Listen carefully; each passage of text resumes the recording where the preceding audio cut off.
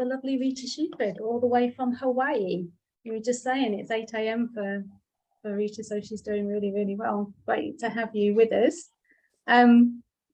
So for those of you who don't know Rita, or people who bump into this recording and have never heard anything about Rita, I just wanted to share a little bit of her official bio. I've already said she lives in Hawaii, so she's currently the president and founding partner of Three Principles Hawaii, where she provides coaching, counselling, supervision, training, and education locally and internationally too to students around the world. So Dr. Shuford, she's a doctor, is a licensed psychologist and certified practitioner of the Three Principles. And for 40 plus years, she's been a student and teacher of the principles. And she's worked successfully in a variety of settings, including businesses, public schools, universities, hospitals, community and private mental health clinics. So welcome, Rita. Really, really grateful and delighted that you agreed to come on here and speak to other people apart from me, who you did for the book, you know. So you're actually chapter 15. You're my closing chapter inside. I'm the caboose, I decided. I'm the caboose of the book. What I don't even know what that means. What does I hope it's not derogatory, because caboose. Showing my ignorance, I'm being honest. Say that. Yeah, again. no, it's the last car on a train, you know, trains. Yes, The caboose is the last car. Yeah. Well, I have to say, I chose your chapter to be the final one because I absolutely loved, and I might read that out in a little bit, but I actually loved how you finished your chapter and the message that you shared, and I thought that was a beautiful way to end the book. So that's why you became the caboose. Good. Well, that's always good to hear. So one of the things while I was rereading your chapter, as I always do before these Zoom gatherings, was what occurred to me was I actually don't know how you came across the Three Principles, or the three Principles found you, and how you met Sid. So I'd really, really love if you could start us off by sharing that. That would be brilliant. Well, for those of you who have heard this, have a cup of coffee and come back. You know, well, actually, you know, I would say that I've always had a sense of that the goodness in people, right? I've always seen the kind of the potential or the beauty in people, and I got into the field of psychology because I had a calling to help, right? And mental health seemed to be the way for me. And so I had the opportunity of actually studying a lot of different approaches when I was running a juvenile delinquency prevention program. And somewhere along the line of studying all these different approaches, and I was more drawn to those that had looked for the potential, like Maslow and people who were more geared in that direction, right? And and so I studied all these different approaches, got to attend workshops and everything as a part of a federal program I was working in. And after a while, I began to, each one I had to apply to myself, but after a while, I began to realize there's something missing here. And I can't tell you why that came to me. It was just that after a while, all of them seemed to be words that weren't sustaining somehow. And so at some point, I took a leave of absence from my job and was trying to decide if I wanted to go back to get my doctorate or not at that point. And but I was more interested in finding the missing link. And I had come to that place that there is a missing link. I don't know what it is. I felt very, very deeply that I would recognize it when I found it. I didn't know what that meant, but I just had a deep intuition or gut feeling about that. And that it wasn't anything I'd come across up to that point. Not that anything was bad with any of them. And I'd also come to a place that I knew it wasn't a practice or a technique, nothing wrong with any of that. I mean, that's what people use. And but it kind of left me in this world of the unknown. I really, really didn't know, other than I felt very deeply that I would recognize what I was looking for when, or hopefully, I found it, right? And I happened to be working with a fellow in Eugene, Oregon, named Roger Mills, Dr. Mills. And he told me about Sydney Banks. We were close, right? He told me he was going to go study with Sydney Banks up on Salt Spring Island. We were having a kind of a luncheon as he left. And it didn't mean anything to me really at the time. But he said, you know, there are tapes at the university bookstore that he had used in some community psychology classes. And I guess I tucked it away. I didn't, you know, he left, we said goodbye. And I started my leave of absence, which I didn't really know, you know. I spent a lot of time just hanging out in my apartment and trying to decide if I was going to go for my doctorate. Short story, this could go on and on, right? I, at some point, decided to apply for the doctoral program, and with help of friends, got into it. And ironically, a couple of weeks after I got into that program, well, just before I went in, I had to answer a question. What was I going to do? Why did I want to get my doctorate, right? And I said, I'm looking for the common denominators in psychology. You know, and my advisor, who I'd had for my master's, he said, well, they've been looking for that for 100 years. I said, well, I don't know what to tell you. That's my sense, that there's something that has to be more simple, more comprehensive, something that we're not seeing. And so anyway, I got into the doctoral program. And a couple of weeks later, it just kind of out of the blue, I thought, oh, I wonder if those tapes, it's been 9 months now since Roger left, right? I wonder if those tapes are there at the bookstore. So I went over to the bookstore, not really knowing, you know, expecting anything. And sure enough, they had a couple of tapes left. And one was called The Missing Link. And I really, even then, you know, even though the words are there, right? I didn't, you know, I thought, oh, okay, cool, great. You know, so I took it back to my apartment, and I was living then with who was to become my husband, Cam Shuford. And so we both sat down on the couch and put the tape on.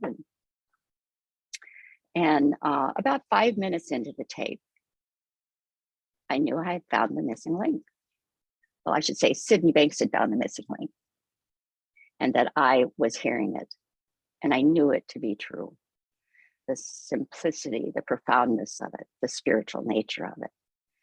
And I couldn't have put it in words, but I did know that I had found the missing link. And I remember one of the things that struck me was, you know, Sid's certainty that the past no longer exists. And so much of psychology is based on the past somehow determining who we are now, right? And I had some questions about that myself, you know. And so I began to, you know, it was like he wasn't saying deny the past. He was saying what we have now is just this moment. We're always in the now. So because of the gift of thought, we can think about the past as if it was now, or try to figure out the future as if we were in there now, right? But it's thought, and that's a spiritual power. And that consciousness is a spiritual power that gives us the experience of our thinking in the moment. So you could say we feel our thinking in the moment. We see and feel our thinking at the moment. And there's no judgment in that statement. It's just how it is.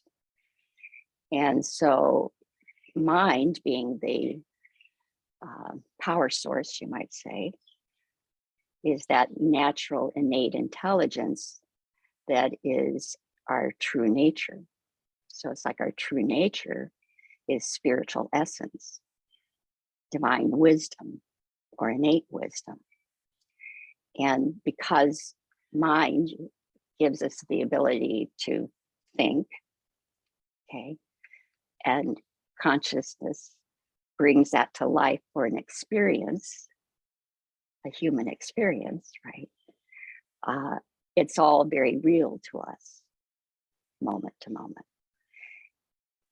The shift or the insight that I had, and thousands of other people have had at this point, is seeing that we're living from inside our mind, projecting out and seeing an outside, let's say. So all reality is a spiritual essence that's being brought to life through mind, thought, and consciousness, moment to moment. And that simplicity brought all of the complexity in psychology to a different level. It simplified things, right? And when people see more insightfully that they're living from the inside out, moment to moment, right? And that every moment, you could say, in fact, for me, one of the wonderful things in the early days was realizing every moment is a second chance. So I blow many, many moments, but thank God I have a second chance, right? And for people that, you know, have gone through traumas, and which many have, and, you know, the violence we're currently seeing in the world, you know, to know that we don't have to deny the things that are happening, but we do have the potential to see it in a different way, in a more healthy way, in a wiser way, in a more compassionate way or understanding way. And that's built in. That's built into us. We can't lose that. What happens naturally, normally in our conditioning as human beings, is that we just learn to think in ways that tell us that we're not these spiritual, wise beings in this human experience, right? And then we start to live in that personal belief system, which is normal. That's how it is, right? And but we're not imprisoned to that belief system. It's just what we've carried along. It's like it's carried in memory, which is thought carried through time. So it's not who we are. It's not even what life is. It's just what we have learned to think about who we are and what life is and what's possible in my life or not. And that's a way of thinking that as we wake up, that it's thought that we're experiencing, right? There's a built-in wisdom to help us free ourselves from the thinking that's not true or not helpful or not healthy to us. And wisdom, you could say, is a spiritual essence or intelligence that is like I had a good analogy, but it is like it gives us new thinking as we need, but it always comes with a better feeling and has a better outcome, right? Has a better outcome. So we are constantly, you might say, Sid used to say, we're one thought away from seeing who and what we really are, or even seeing a little bit more of who we are. because for most of us, our waking up is little by little, right? and I know that's certainly true for me. I feel like I'm always beginning, right? And here we are, almost 45 years later, right? But it's a wonderful journey to me. It's that soul journey of finding home, free of the learned ways of thinking that, again, I don't have to deny. I just have to see that it's thought carried through time. And when I say have to, it's built into us to see that when we're ready. So that was a long story short, or a short story long. Does that make sense? I know, is this coming through okay? Absolutely, Rita, absolutely. I love that you've just given us a sharing of the 3 principles. That's gorgeous, really gorgeous. And you know what you've just said, that the fact that it's built in, I mean, how comforting, I guess, is a word, but it's much more than that. It's like how amazing, how miraculous that's built into us to be able to recognize how we work as human beings, how we work as human beings, and that we're not actually solely human beings. We're the form and the formless, all wrapped up into one. It's just amazing that we have that ability to recognize that. Love it. Yeah. You took us as far as the missing link, and I didn't get to hear about how you met Sid. I'd love just to hear that. Oh, well, when I realized that Sid was, I would call him an enlightened man, ordinary man, working man, a welder, right? Who actually wasn't a reader or a searcher. So for me, that was even better. You know, I grew up on a farm. The idea that just an ordinary working person had this spontaneous epiphany, if you want to put it that way, right? And that he saw through to the source in that moment. And so I knew that if I would listen to him as long as I could hear that, right? And it's been 45 years that I feel like I'm still listening and still having insights that help me. You know, I remember, my husband, who died, about 4.5 years ago. He used to say, our relationship just keeps getting better and better. And he said, I think it's because of the principles, right? Because we knew how to navigate, for one thing, our relationship, right? But we just had it's like, he was one of these guys too, that, life was to enjoy. So anyhow, in my mind, I was like, okay, if Sydney Banks talks, I want to go hear him, right? So it wasn't too long after I heard that tape, that my husband and I had heard that tape, that there was a talk up on Salt Spring Island, Canada.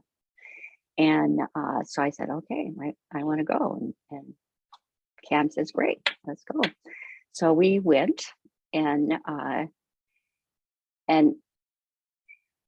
that was the beginning of a really wonderful mentoring relationship with Sid.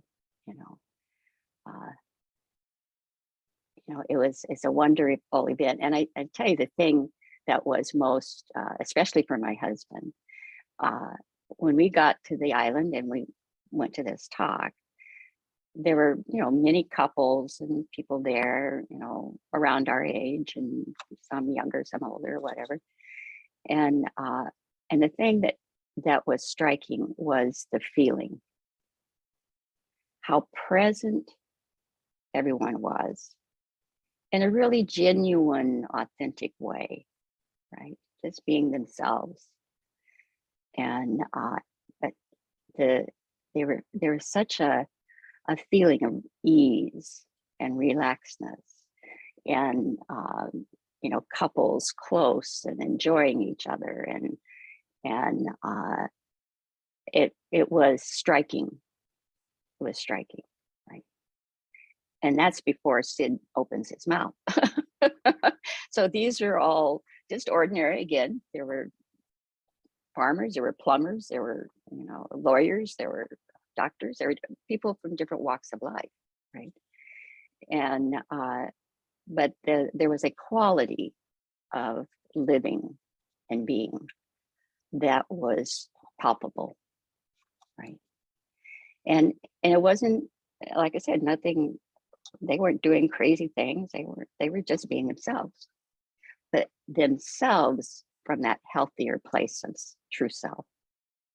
I would say it that way now, right? And so yeah, it's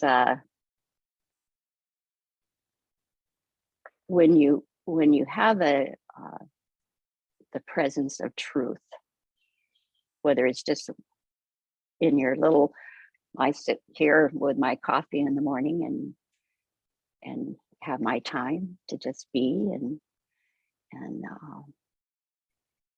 reflect or whatever, and or if you're with somebody else, that sense of being totally present without any barriers of insecure thought or ego, right? Just being ourselves is such a powerful, powerful thing. And I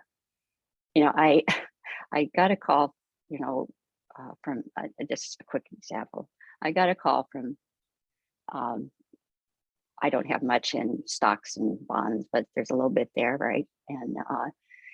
And so I got a call from the stock guy a couple of days ago, and I had to call him back. So I call him back, and he says, "Oh," he says, "you always have such a lilt in your voice." I'm thinking, really? I didn't, And he says, "Oh yeah," he says, "I just always like talking to you." I said, "Oh, okay, well that's good." Because I've got a resistant client in some ways, I think. But anyhow, so, and then he said, "Hey, I want to just tell you about a few things." I said, "Okay." And he says, "Well, he says, are you worried about what's happening in the economy and the stock market right now?" And I said, "No."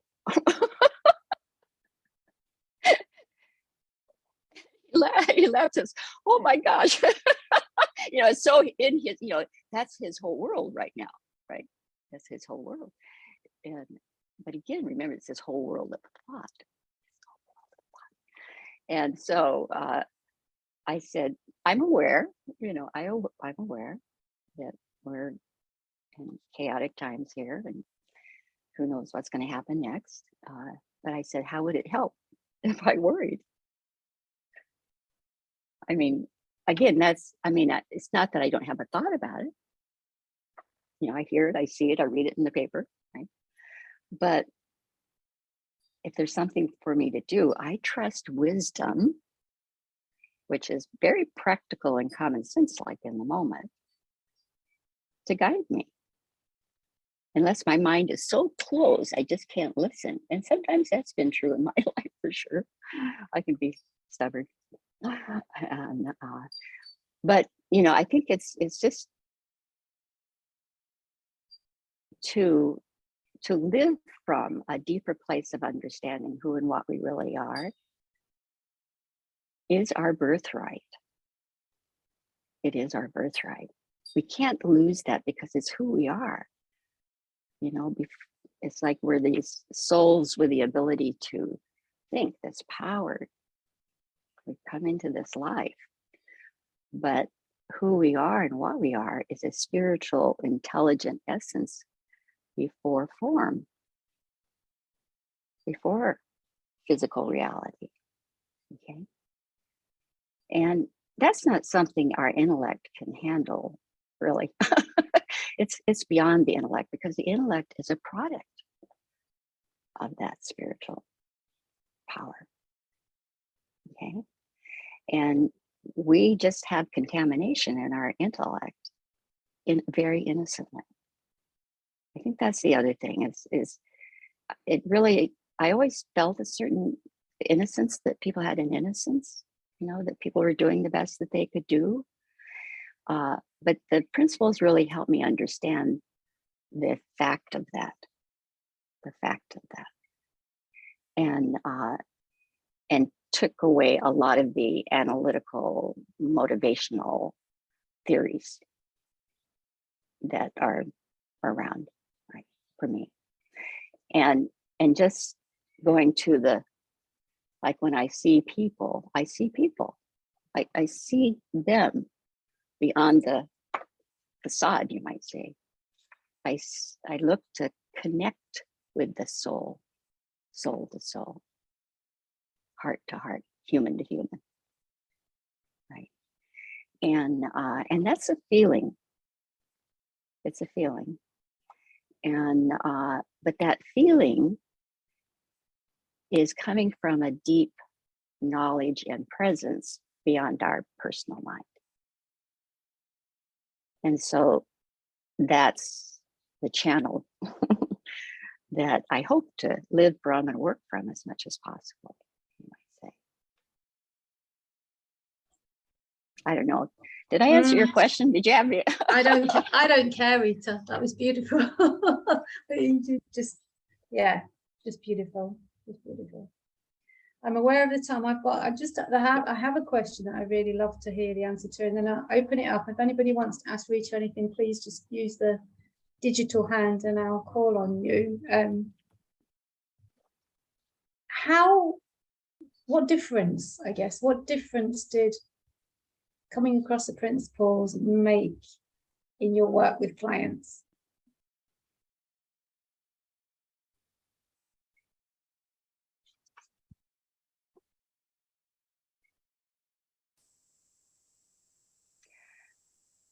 It confirmed what I felt to be true, that people are naturally healthy, innately healthy and wise, and simplified. It took me, it gave me a grounding, for one thing, because intuitively, I'd always seen the good in people. And so my interest in psychology, Freud didn't make sense to me. It didn't make sense to me that people would be damaged for life, right? And that people couldn't, I just saw a natural possibility and resilience in people. And that's what the principles talk about, right? I mean, they help us understand that we are what we seek, right? And that will never, ever not be true. We can believe it's not true, and then we live in that world of thought, but it doesn't mean it's true, right? So, for me, it just, it was like coming home. It was like coming home, and with more clarity about how my experience and anybody's experience is being created. Okay. And the moment to moment nature of that, and the possibility of any human being waking up and becoming healthier, because it's already in them. Right. So I would say it gave me a way to talk that I didn't have, but it was more than talk. I mean, it was me feeling like, I know this is true. I know this is true. I'm not real good at maybe sharing it or whatever, but I know this is true. I had no doubt. I have no doubt, none whatsoever, right? So it didn't matter what kind of client or problem I encountered. I was looking for that innately healthy person in there, essence in there, and almost always could see it. I would say I could always see it, whether I could connect with it. Pretty high odds on that. Does that come close to answering your question? Yeah. I heard you gave you a language with which you'd already Yeah, it was knew more than a something language. yeah. But it was that simplicity. It's a paradigm. It's an Yes. absolute paradigm. Mm. And that's what I saw, that this is a paradigm shift. In those early days, I saw this is a paradigm shift, right? And it's just beginning in its evolution, you might say, of us seeing that more deeply. And so, yeah, I knew it was a paradigm shift. I remember, for me, it was like I said, it was like coming home. It was coming home, a certain kind of coming home. And I didn't really know how that would play out, but it's played out for 45 years and been quite a journey of learning. I think there's something really profound about being a forever student, and I've realized that myself recently. It's being willing to keep seeing fresh and new and not think that I know, because it's so easy to arrive to a conclusion and okay, yeah, get it, got it, understand it, I know. And that's a dangerous place to, as far as I can tell right now, it's a dangerous place to be. It's anytime you think that you know something, that's like maybe not. And I used to get very insecure about not knowing and losing my footing in a way, like when Jack Pransky used to come out here to Spain and run retreats, every single time that he came, I would find myself sitting in the room thinking, I don't know again. Like, I thought I knew, I thought I got a good understanding, and here I am again, and I don't know again. And it took me ages to catch on that was a good thing. It was like, I can remember being in tears about feeling lost and being in the unknown and confused and all those things, and thinking, no, not again. But now I see it much more that's a good thing. It's like, just it's a wonderful place to rest, the unknown, really. And it took me a while to, knowing, or at least looking like I know has been too important to me. And so my ego really got in there, and who knows, in there again and again. And so, but yes, I heard, and I'd heard Sid say this, but I heard within. When I say heard, I heard within when he said, the unknown is spiritual. And all of a sudden I realized, well, then why would I be fearful of that? It's just this spiritual essence that hasn't taken shape or form yet. That's all. And that's, you could say, has my back. So being able to rest in the unknown, that's our mind rest, our personal mind, which is that aspect of our mind that's trying to figure out things, right? Not right or wrong, okay. But when we come up against something and we don't know, and we've given it some thought and we still don't know, then it's time to let it be, right? Take a step back. And the intellectual mind kind of fights that. Well, let me just think about it another. I'll look at it this way. No, I'll look at it that way. But the feeling gets more stressful, right? Which is our indicator that somehow the way we're using thought right now really isn't particularly helpful to us.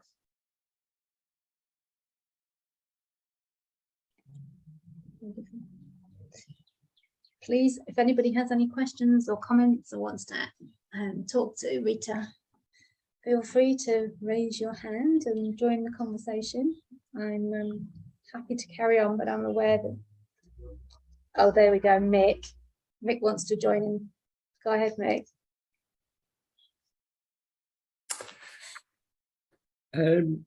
Rita, you talked about innocence, seeing innocence. Could you say more about that? Mm-hmm. I mean,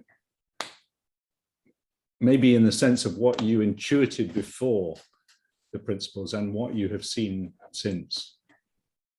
Mm-hmm. Yeah, when I use the word innocence, I'm not talking right or wrong. Right? I'm talking about psychological innocence. Okay. And so it's like when you look at this inside out process of creation that we're participating in, right? Every moment I'm in whatever state of consciousness or mind I'm in within myself, having thought come to mind, right? And I'm seeing that and feeling that. Now, if it really looks to me like my neighbor is causing my anger, right? And I'm in a conversation with him, I'm going to be talking to him as if he has to change. So I won't feel angry, right? And it may not be a very pleasant conversation, right? But in that moment, it seems like the only thing I could do, right? But understanding that my feeling of anger is 100% in my own hands and no one else's, right? And there's no judgment. That's like a neutral fact. It's just a universal fact, right? That without the thought of anger, I can't have the feeling of anger, okay? But in that moment, it may not look like that's my thinking. And that's what it goes on in life. It looks like everything's coming at us outside in. And that's the psychological innocence of personal human belief systems, that we have picked up beliefs that events and circumstances and conditions in our life have the power to determine how we feel in the moment, right? In our life, what's possible. And the principles tell us it doesn't work that way. It doesn't work that way. It looks that way. And it's normal that we learn to believe that there's something happening to us that we're reacting to, right? Versus something is happening through us that we're seeing and reacting on, right? So the innocence is that I can't see in the moment where my feeling or experience is coming from. And so we think we have to figure it out. Well, okay, well, now I'm going to have to move out of this house because such and such happened here. I mean, I'm just making that up, but it's just, we try to solve a problem that's, Einstein said this very eloquently when he said, you cannot solve a problem at the same level that it has been created. He was talking about consciousness, okay? The principles help us understand that we can see things from a healthy perspective, and we can use the same gifts of mind, thought, and consciousness to create an illusion that we believe is making us have this experience, whatever it is. Okay, and it's simply not true, and that's the innocence of it. It looks true. It's just not. It's not. It doesn't work that way. And all kinds of things are built on the beliefs that life is happening to us. Okay, and that we are somehow just have to figure out how to cope with, or combat, or navigate, and life is happening. There's no doubt about that, right? But every moment we are going to experience what our thought is in regard to that, you might say, right? So yesterday, I was sharing this with Sheila. Yesterday morning, I get up to two texts, right? Here's a life example, right? And one is from my sister, who lives in Idaho, and that her husband is in cardiac arrest. The other one is my credit card was hacked. Okay, so I wake up to these two texts first thing in the morning, and so of course I follow up to check on what's happening, and when I call to check on my brother-in-law, he has died. So suddenly, again, out of the blue, my sister, my younger sister, my soulmate sister, has lost her husband, right? Now, I'm telling you this story because I know my sister has some understanding of her experience, and that what is within her, right? Of the principles, we use those terms, of the truth, okay? But I, it's a couple of 2-3 hours before she can actually talk. So I talk to her, and immediately I hear it in her voice. There's this strength. There's strength there, okay? And now she said, I know I'm just going to cry all day. I said, well, whatever, it doesn't matter. And she says, so she's not having her feelings, you could say, but she knows that they will come and go, and they will come and go. And that she was telling me about the last, little bit with her husband and how the whole thing happened, of course. But what she's thinking about, she says, we have these new recliners, and we've just been, giving each other leg rubs and back rubs. And so that's some of her final memories, right? And I said, well, what a gift. What a gift. What a gift. And she said, yeah, I'm so glad.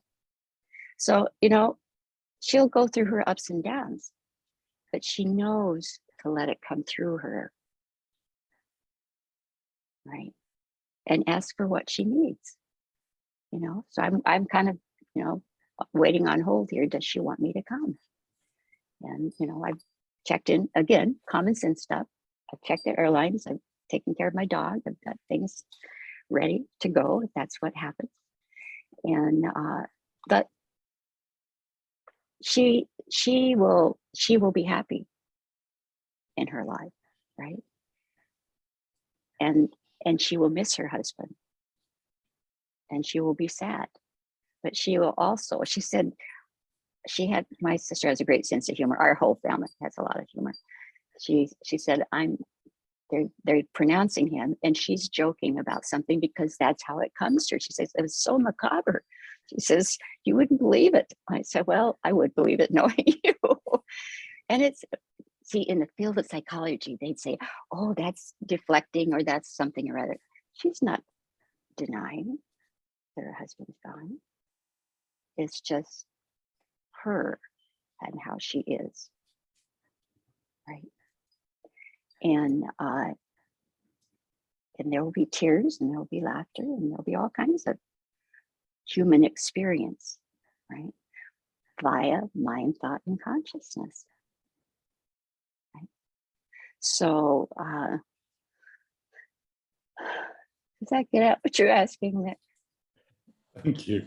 Thank you. Yeah. Yeah. It's like a grounding change that gets deeper and deeper and deeper. I see Rick shaking his head. Yeah, it just gets deeper. And Rick would, we'll have to talk, Rick. I think the thing that I was hearing is just, is, as you say, it's the grounding. It's the knowing. It's the knowing of how it works. Yeah. That then the innocence becomes more obvious. Yes.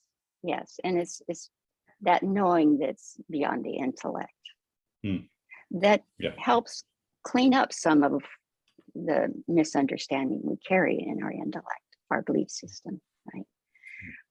So it's just we're getting free of what's not true, right? To live in a more pure truth of what's true, right? And that always comes with a better feeling and common sense and clarity and compassion and understanding. We don't have to agree with people. And these days, there's a lot of disagreement going on, right? But we can understand where they're coming from, right? Thank you. Thank you, Mick. Thank you, Rita. Anybody else out there want to ask anything? Rick, go ahead. Oops, you're still muted, Rick. There we go. After all these years on Zoom, still can't find the mute. I know. It's wonderful. When I saw your name on the thing, I just had to come here. That's great. Yeah, no, I appreciate it so much, the grounding groups and things like that, and the insights from, and there's so much in what I heard you speaking today. And in of course, in 2 minutes or less, can you explain? Life. No. Yeah, life. What are the 3 principles again? Yeah.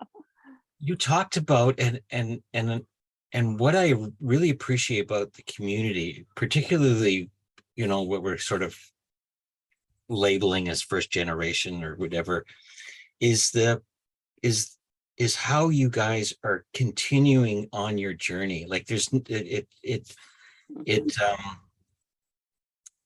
you're demonstrating the guided life and the common sense. And I'm wondering if you could just speak a little bit about the experience of being on the journey.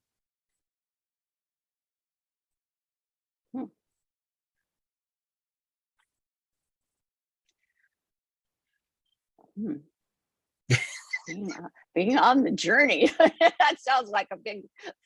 Well, you mentioned, about the journey, right? Yeah. It's a word. Yeah.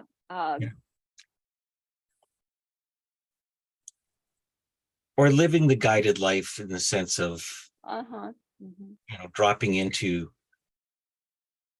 the quiet place to look for the next step or hear the next step or. Yeah, I'm kind of just, thinking, what's the best? Life is an unfolding journey for all of us, right? come into this body, and I say we come into this body, this soul, you know, which is our essence, is the consciousness of who and what we are. It's the logic of how life works, right? And you know, we entered into this physical material reality, and it's just the most normal thing in the world that, you know, and you see this, you know, I always am struck by, every time I'm around an infant and I look in the eyes of an infant, and you see an intelligence looking out, right? And it's undeniable, right? And that intelligence, I would call that soul intelligence, that who we are. We could call it, sometimes Sid would call it original mind. It's who we are, right? Mm-hmm. So there's this intelligence looking out, and it's seeing an outside, what appears to be an outside world, right? So it's the most normal thing in the world, that it looks like there's an outside in. I am here, that's out there, right? And so the journey, if you want to put it that way, is realizing deeper and deeper that this outside is really an inside creation, and that we are one with that. We are created that way, right? Everything's a spiritual, formless energy that takes shape and form. And so, I mean, that's a big statement.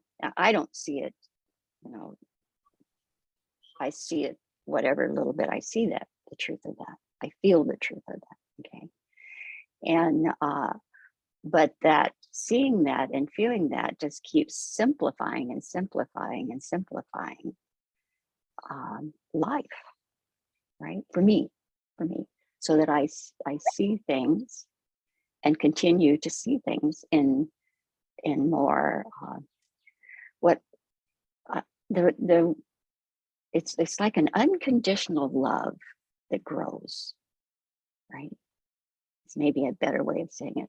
I feel, you know, it's like there's this unconditional love that is the essence of the principles, right? And that unconditional love is neutral. Okay, it's neutral. It's based in an understanding that we're all in this together, right? And that we're living from a spiritual, psychological process of creation that we don't own, but we are, and we are using, right? And every time I see that more deeply, it gives me more space to live in that place from which things are created in myself. And it's in all of us, right? We are that, we are one with that.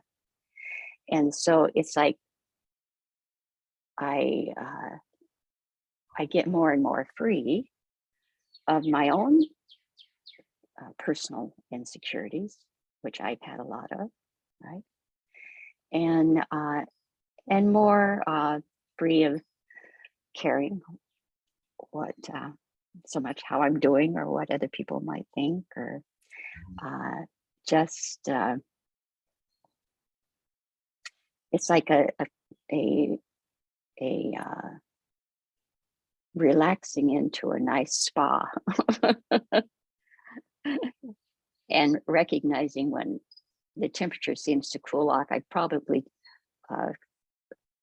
either put some cold water in the spa of my mind, right? Or I just, you know, thought it couldn't be this simple. See, sometimes as we think, it can't be this simple. And the truth is, it's more simple than we could put into words. Yeah. Yeah. And that's, that's, we're using a lot of words here, but the words never hold truth. They point to, and the more deeply we see what we're sharing from within ourselves, the words have more potential for impact, you might say, because the essence of the truth is coming through the words. Yeah, absolutely. Yeah. Thanks, Rita. Yeah, thanks for the question, Rick, and thank you, Rita, for what feels to me like just having us bathe in a beautiful spa, as you said. I feel like you've created that for us. It's just it's been a joy this last hour to hear you speak, and yeah, and I think I just want to leave it there, if that's okay with everybody. It just feels like a really, really lovely place to end. I loved your description of, somebody said it was a really good description of unconditional love. Yeah, it's beautiful. Thank you, It's been Rita. wonderful. Thank you, Sheila. Thank you for being with us. It's been an absolute pleasure. Thank you for everybody who's Aloha. been here. Aloha. Yeah. Aloha. Yeah. Take care, everybody. Thank you for being here, and hopefully see you next week. Next Thursday, we've got Christine Heath in Hawaii as well, believe it or not. So, yeah, see you all soon. Take care, everybody. Bye.